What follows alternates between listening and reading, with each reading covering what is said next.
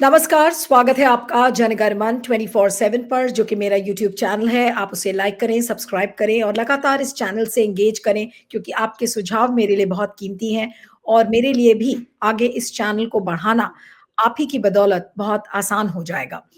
बात करते हैं किसानों की जिनके बारे में ये कहा जा रहा है कि आज 101 किसानों का जत्था एक बार फिर से दिल्ली की ओर चला। आपने देखा कि उस दिन अ, म जिस दिन वो लोग चले थे, उस दिन उनके ऊपर आँसू गैस के गोले छोड़े गए थे और उसके बाद कई किसान उसमें घायल हो गए। उसके बाद किसानों ने ये डिसाइड किया कि वो थोड़ा पीछे हटेंगे और आज एक बार फिर से दिल्ली चलो का नारा उन्होंने दिया। 101 किसान दिल्ली की तरफ चल रहे थे और आज भी जबकि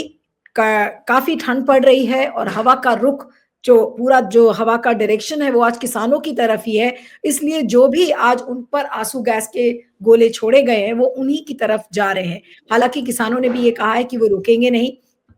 जो पंजाब के किसान नेता सरवंत सिंह पंधेर हैं, उन्होंने ये कहा और उन्होंने पहले ही कह दिया था कि हम किसी भी सूरत में दिल्ली तो जाएँगे ही और ऐसा लगता है कि गवर्नमेंट यानी कि सरकार किसानों से बातचीत के लिए तैयार नहीं है। इन किसानों की एक ही माँग है अपने जीवन के लिए कैसे जीवन को बेहतर करना है, एमएसपी को लीगल गारंटी देना है, उनके पेंशन्स मुझे ये नहीं समझ में आता है कि ये किसान उनकी मिनिमल डिमांड्स भी सुनने के लिए तैयार क्यों नहीं है? आज इसी पर हम बातचीत करेंगे कि इस समय जो ये जत्था दिल्ली की ओर चल रहा है, वहाँ की लेटेस्ट पोज़ीशन क्या है और किसान क्या कह रहे हैं, उनके आगे का रास्ता क्या है? हमारे साथ वरिष्ठ पत्रकार और पॉलिटिकल कमेंटेटर जगदीप सिंह संधू हमारे साथ जुड़ रहे हैं। जगदीप जी, आपका बहुत-बहुत स्वागत है। Thank you so much for शुक्रिया, जॉइनिंग और शुक्रिया, आज शुक्रिया। अ, और जगदीप जी, जो आज किसानों का जत्था जो चल रहा है, ये वही जत्था है जो उस दिन भी चल रहा था 2-3 दिन पहले और आज एक बार फिर से जब दिल्ली चलो का नारा उन्होंने दिया है, तो एक बार मैं चाहती हूँ कि आप बताएँ कि इस समय वहाँ क्या चल रहा है और किसान किसान क्या कह रहे हैं इस समय? जी। नीलू जी, अभी जिस तरह से परसों इनका किसानों का जत्था चला था और उसमें जिस तरह की वहाँ उनको अवरोध पैदा किए गए हरियाणा पुलिस के द्वारा, उसके बाद किसान नेताओं ने ये निर्णय कर लिया कि वो इस जत्थे को अभी अ, वापिस बुला रहे हैं क्योंकि किसान जो आंदोलनकारी हैं, जो उनके नेता हैं, उन्होंने ये स्पष्ट किया है कि वो किसी भी प्रकार का टकराव सरकार से अभी नहीं चाहते और किसी भी तरह से सरकार के लिए ऐसी कोई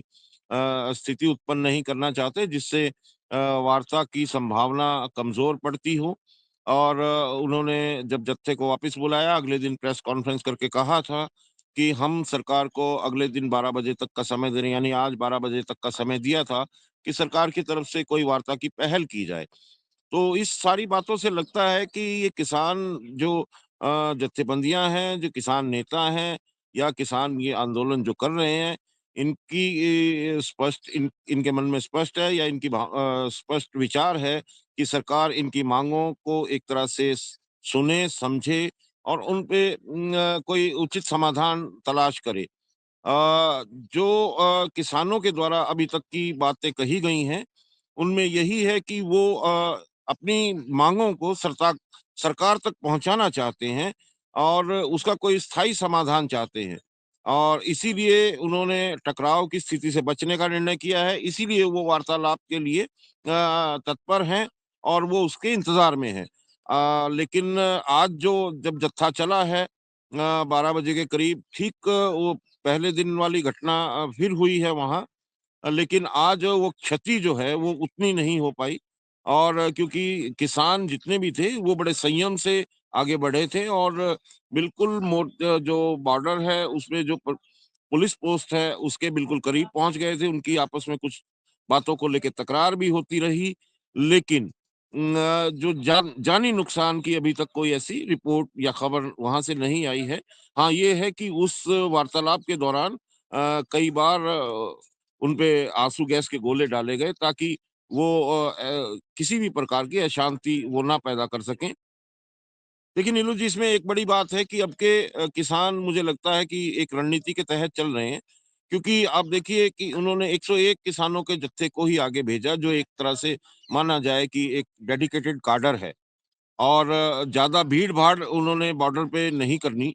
कि समझी कि अगर ज़्यादा भीड़ होगी तो उस भीड़ में उत्तेजना की वजह से लोग कुछ भी ऐसा कदम उठा सकते हैं जो लॉ एंड ऑर्डर की सिचुएशन पैदा कर सके, या किसी भी संभावना से इनकार नहीं किया जा सकता। कुछ असामाजिक तत्व उत्पात भी कर सकते हैं, जिसमें फिर आखिर में किसान या अन्य जो उस प्रदर्शन में शामिल लोग हैं, उनकी किसी तरह से कोई जान-माल की या शारीरिक हानि हो। तो इन्होंने सोचा कि अभी सीमित मात्रा में ही किसानों को आगे बढ़ने के लिए कहा जाएगा, और ये एक उनकी रणनीति का हिस्सा है कि निरंतर लोग धीरे-धीरे करके अपनी माँगों के लिए दिल्ली की तरफ कूच करते रहें। जत्थों में हर रोज़ 1 जत्था या 1 दिन के बाद छोड़ के 1 दिन जत्था भेजते रहें। तो ये एक लगता है कि इसमें किसानों की जो मंशा है, वो पूर्णतः शांतिपूर्वक एक समाधान खोजने की है। इसमें प्रदर्शन भले ही किसान कर रहे हैं, आंदोलन कर रहे हैं, लेकिन कहीं से भी ये लगता नहीं है कि किसानों में कोई ऐसा आक्रोश इतना भयंकर है कि वो किसी भी प्रकार का कानून व्यवस्था को कहीं कुछ क्षति पहुँचाने की कोशिश में होंगे। या वो ऐसा कोई उपद्रव करने की ऐसी कोई मंशा रखते हैं। तो इसमें कहा जा सकता है कि सरकार को पहल करके और किसानों की बात के लिए वहाँ अपने किसी प्रतिनिधि मंडल को भेजा जाना हो सकता है, जिससे एक वार्तालाप शुरू हो, या इसका कोई नहीं, लेकिन जगदीप जी, शांतिपूर्ण। आपको आपको लगता है कि वार्तालाप की कोई गुंजाइश या कोई पॉसिबिलिटी आपको नजर आ रही है? क्योंकि मुझे तो नहीं लग रहा कि दूर दूर तक सरकार इस मूड में भी है कि वो किसानों से बात भी करे, और उनको ये लगता है कि भाई ये किसानों को तो कोई ना कोई प्रेरित कर रहा है, ये पूरी पॉलिटिकली मोटिवेटेड कैंपेन है। और जिस तरीके से सरकार हर इशू पर रिस्पॉन्ड कर रही है, उनका ये मानना है कि जो भी सरकार को इस समय क्रिटिसाइज कर रहा है या जो सरकार के खिलाफ बोल रहा है, वो मोदी सरकार के खिलाफ है। तो फिर वो किसानों को क्यों सुनेंगे? क्या आपको लगता है कोई पॉसिबिलिटी की बातचीत का कोई रास्ता बनेगा भी? देखिए, कोई भी अगर द्वंद्व है या कोई विवाद है या कोई तकरार है, या जिस तरह से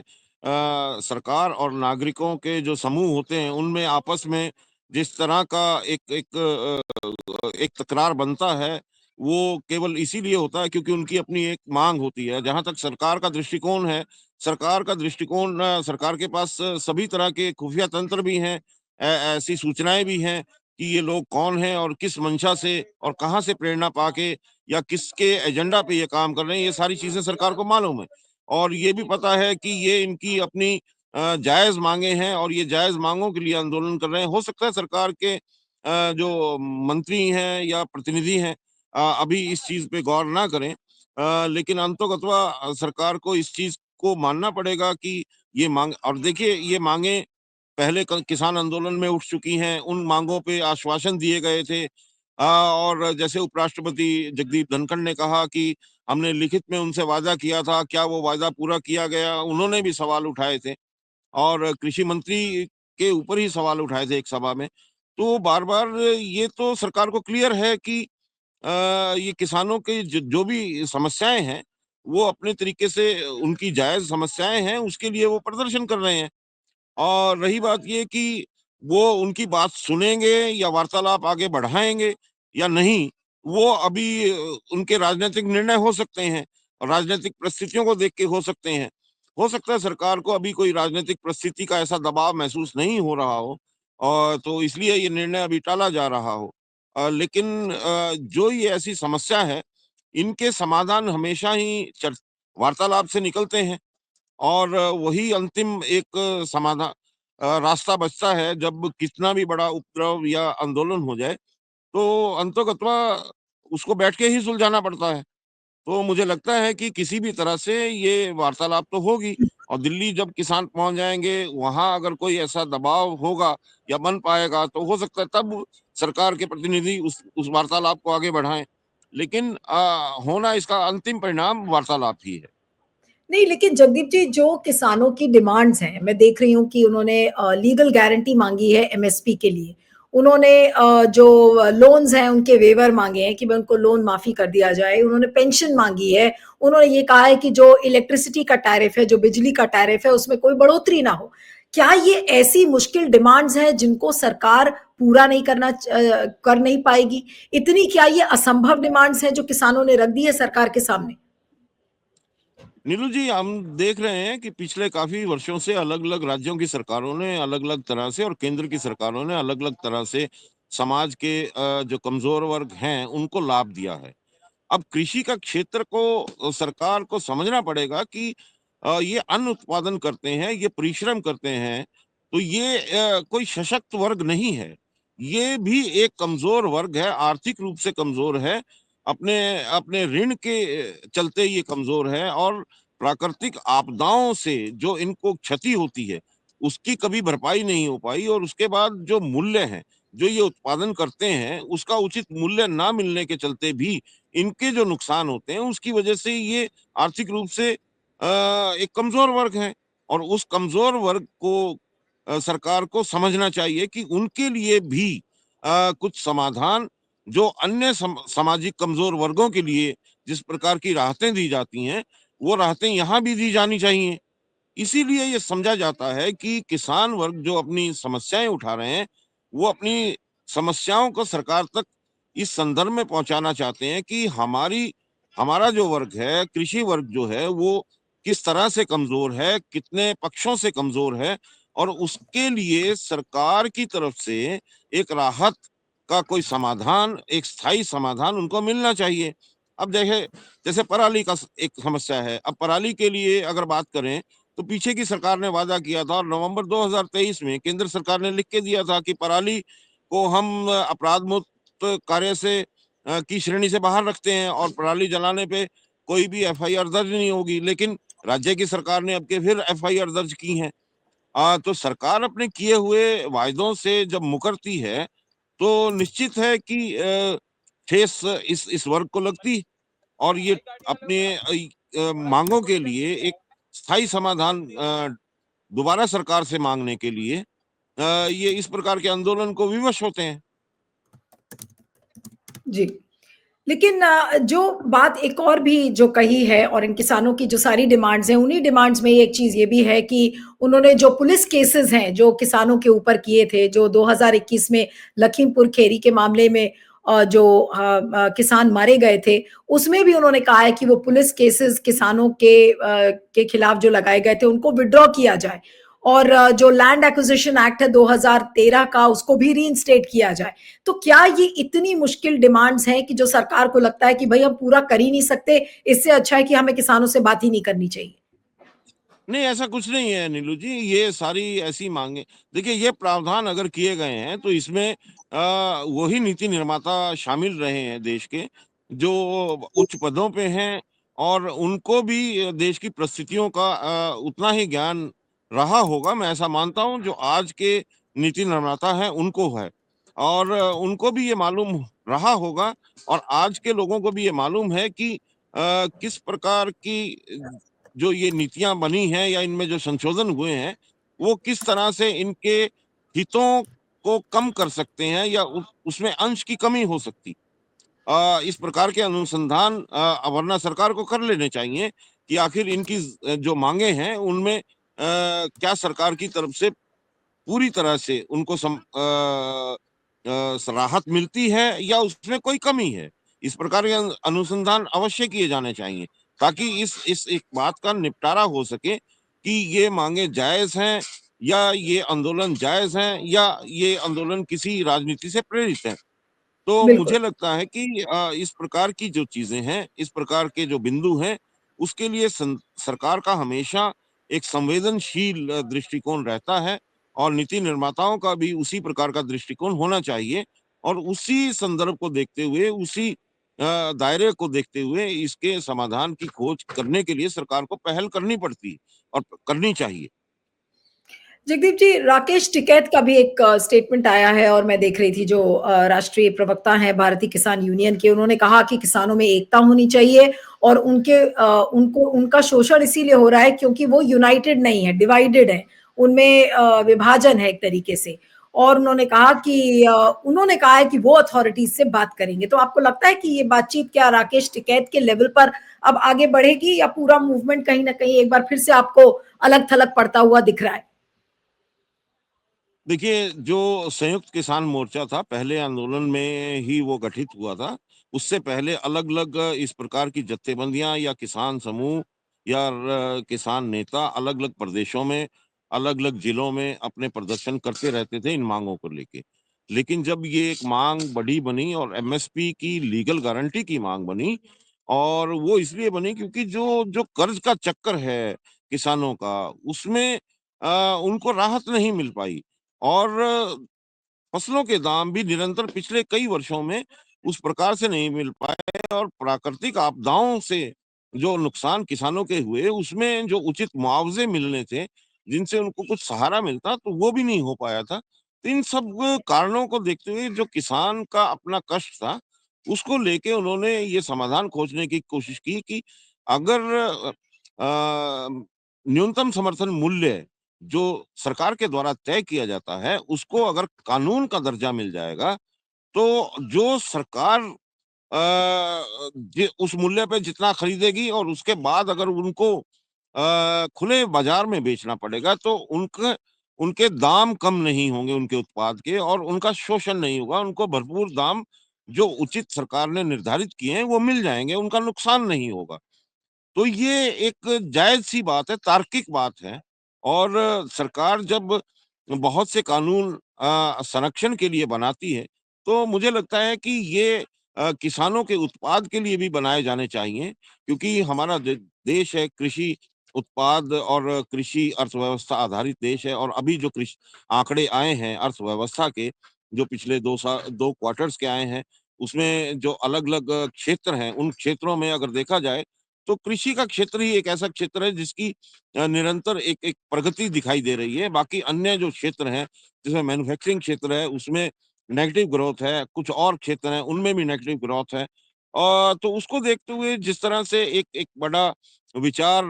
सरकार अभी रख रही है कि हमारी अर्थव्यवस्था तेज़ी से बढ़ती हुई अर्थव्यवस्था है, और हम विश्व की तीसरी अर्थव्यवस्था बनने की ओर अग्रसर हैं। तो उसमें जो जो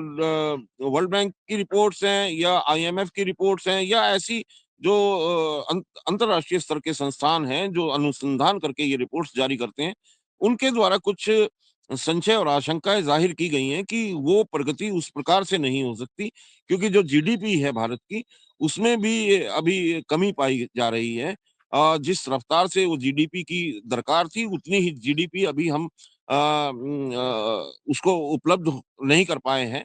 तो ये एक समग्र सा आप देखेंगे कि एक एक चक्कर है जिसमें हर किसी को हर अवयव को, हर कारक को ध्यान में रखते हुए वैसी नीतियों का निर्माण किया जाना चाहिए, और इसी संदर्भ में मैं ये कह सकता हूँ कि किसान